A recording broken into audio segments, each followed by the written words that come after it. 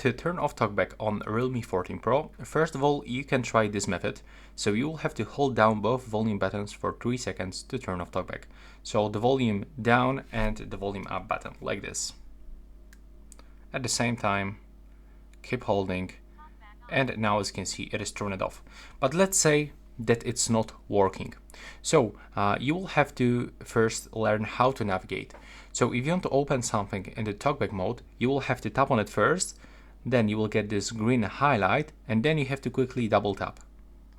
And you have to scroll up and down by using your 2 fingers. With the 1 finger it's not gonna work, but with the 2 fingers you can scroll down and you have to search for the accessibility, and the same thing, click once and then quickly double tap.